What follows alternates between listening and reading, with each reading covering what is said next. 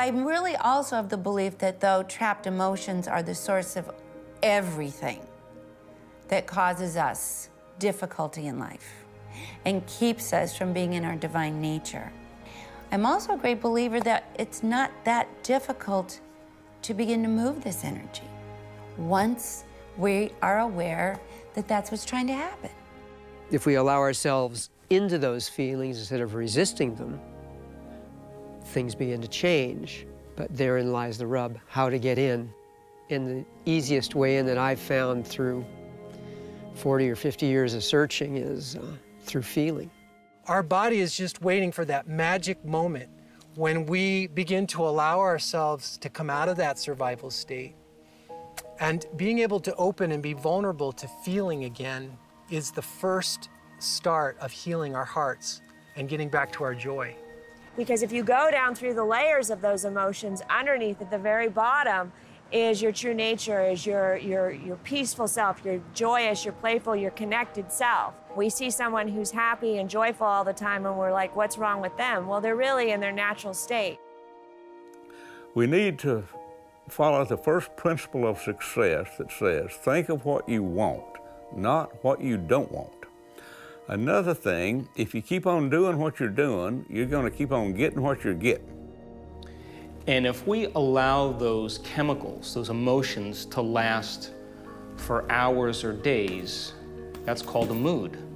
Now, if we keep the same emotional reaction, the same refractory period lasting for weeks or months, that's called a temperament. So you would say, why does that person have such an angry temperament? You say, I don't know. Why are you so angry? The person says, well, I had this experience 9 months ago, and I'm living by the same emotional reaction. Now, if we keep those same refractory periods running for years on end, that's called a personality trait.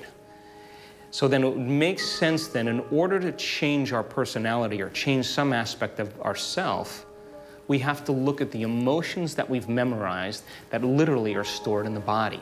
So often, people think that they have forgiven people, and they haven't, because their body is expressing their unforgiveness through liver issues or pain or different things like that.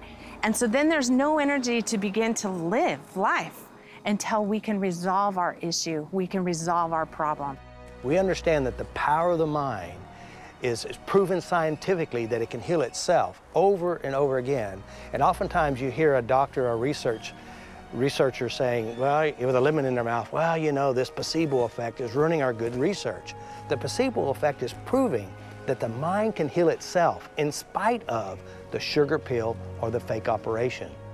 Now, the nocebo effect is exactly the opposite. Here, the nocebo effect is they're getting the right drug, the right surgery, and yet they don't heal. And yet both of these people are doing exactly the same thing, but looking in different directions.